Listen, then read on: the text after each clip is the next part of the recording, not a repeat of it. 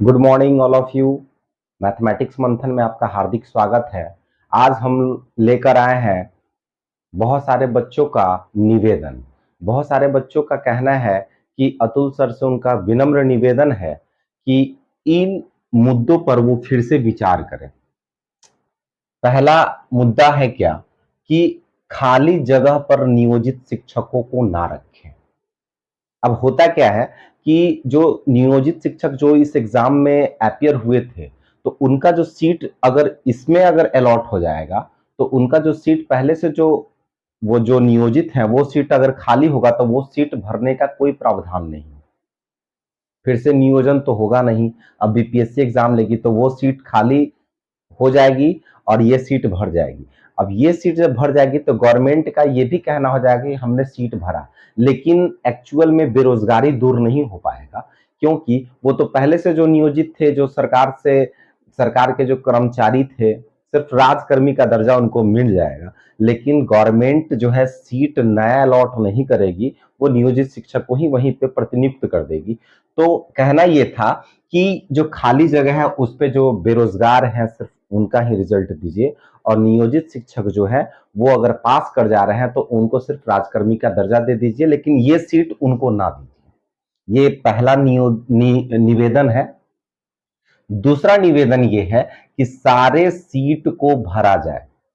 देखिए सर, आपसे बच्चों को बहुत सारे आशाएं थी और अचानक से उन सारे बच्चों के सपनों पे पानी फिर गया है कि सीट के खाली रहते हुए भी उनका नाम नहीं आया मेरिट लिस्ट में।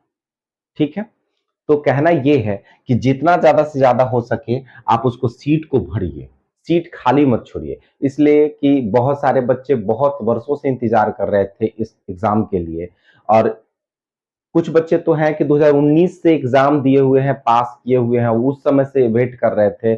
छठे चरण में कुछ ज्वाइन किए, फिर सातवें चरण की नियुक्ति होने की प्रक्रिया बताई गई।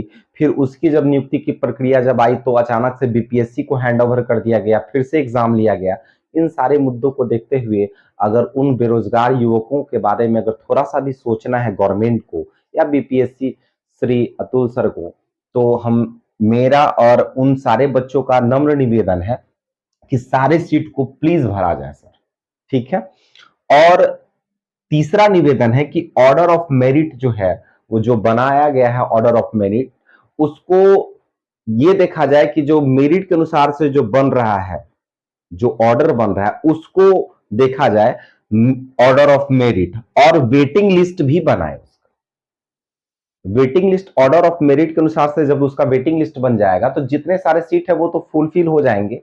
उसके बाद कुछ बच्चे ऐसे हैं जो प्रायोरिटी के अनुसार से रिजल्ट को देते। प्रायोरिटी जो है, सारे बच्चे उनसे चॉइस मांगा गया था कि 11 12 9 10 और प्राइमरी, ये सारे थे। तो उसमें अगर तीनों में अगर आपका रिजल्ट होता है तो पहले किस में ज्वाइन कीजिएगा। तो प्रायोरिटी जो है उसका है बच्चा का, उसके अनुसार से रिजल्ट दीजिए।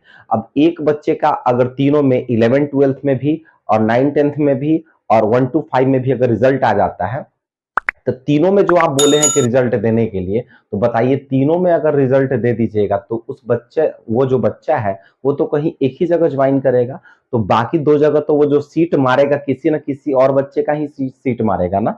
तो जब वो खुद बोला कि हमारी प्रायोरिटी ये है, तो उसके प्रायोरिटी के अनुसार से आप वो रिजल्ट दीजिए। आप ये मत सोचिए कि वो उन बच्चों का, अगर मान ली कि आप जैसे बोले थे अपने प्रेस कॉन्फ्रेंस में कि अगर वो उनका जो है रिजल्ट अगर उसमें दे दे 11 12 में और उसका कुछ उसमें का सर्टिफिकेट अगर गड़बड़ हो और उसमें उसको मतलब कि हटा दिया जाए और नहीं ज्वाइन कराया जाए, दूसरे का प्रमाण पत्र अगर उसका अच्छा है और उसमें उसका रिजल्ट नहीं दे तो उस बच्चे के साथ बेईमानी होगी। बिल्कुल सर, आपका जो है ये सोच बहुत अच्छा है, लेकिन ये सोचिए कि अगर वो बच्चा खुद प्रायोरिटी में दिए हुए है अगर 9 10, तो जाहिर सी बात है 9 10 के उसके प्रमाण पत्र अच्छे होंगे।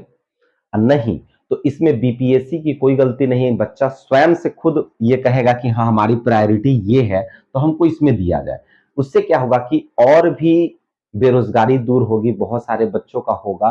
तो जो रिजल्ट के इंतजार में बैठे हुए थे और उनका रिजल्ट नहीं आया, एक तो उतने वर्षों से इंतजार कर रहे थे, फिर जो एसटीटी 19 के बच्चे थे वो 4 साल 5 साल तक वेट किए, और जो इधर जो एसटीटी जो 2023 लिए हैं उनको, मतलब जो एक तो भूखा जो बच्चा है वो उतने दिनों से जो भूखा था उसको आप रोक के रखें, और किसी को मतलब भूखे मुआ देना है और किसी को जो है तुरंत दम खाना पे खाना खाना पे खाना खिलाते जाना है, ये मतलब उचित नहीं है।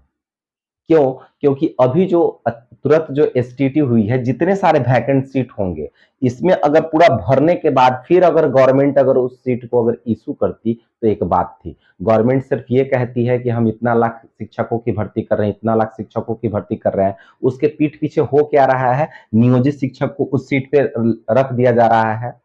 तो सीट दिखाने के लिए कि इतना वैकेंसी, 1,00,000 जब 70,000 जब सीट था तो सिर्फ 1,22,000 का ही सीट का क्यों वैकेंट सीट पे भरा गया? उसमें सीट क्यों छोड़ दिया गया? क्योंकि जो 2023 में जो एसटीटी दिए हैं उनके लिए छोड़ दिया गया, और जो 5 साल से जो भूखे थे, जो इंतजार कर रहे थे, उन बच्चों का क्या होगा? तो हम ये नहीं कह रहे हैं कि आप उनको मत दीजिए, आप दीजिए, जरूर दीजिए सर, लेकिन थोड़ा उन बच्चों का भी कम से कम सीट तो कंप्लीट फुलफिल कर दीजिए। गवर्नमेंट इसमें कोई चतुराई ना करे, क्योंकि अगर वो कह रहे कि हम इतना वैकेंट सीट को भरेंगे, इतना बहाली करेंगे, तो उतना करे, फिर अगले चरण में फिर उतना करे। आपके पास शिक्षकों की कमी है, आप कर सकते हैं, कोई दिक्कत नहीं है, लेकिन एक ही सीट को बार बार दिखाना, फिर उसमें से काट छांट के फिर अगले वैकेंसी में उसको जोड़ देना, मतलब कहना ये है। तो आप ही डायरेक्ट एक बार में ये भी कह सकते हैं ना कि हाँ, ये 1,00,000 शिक्षकों की जो भर्ती होगी, हम उसको टुकड़े टुकड़े में हम करके उसका वैकेंट सीट भरेंगे। आप कह तो देते हैं कितना लाख शिक्षकों की भर्ती होगी, लेकिन होता उसमें क्या है, कंप्लीट सीट भरते नहीं है, फिर उसमें से छांट के बचा के फिर अगले वैकेंसी में उसको निकाल देते हैं। उससे बच्चों का जीवन बर्बाद हो रहा है सर। इसलिए आपसे नम्र निवेदन है कि कम से कम उन सारे बच्चों का ख्याल रखिए जो बेरोजगार हैं, जिनके माता पिता लाचार हैं, वो बच्चे जो अपने माता पिता का सहारा बनना चाहते हैं, कम से कम उनका ख्याल रखिए, और लाखों युवाओं का दिल मत तोड़िए। आपसे बहुत सारी उम्मीदें हैं सर, इसलिए अतुल सर आपसे खासकर विनम्र निवेदन है कि इन सब चीजों का, बच्चों के निवेदन को स्वीकार कीजिए और पुनर्विचार कीजिए। धन्यवाद।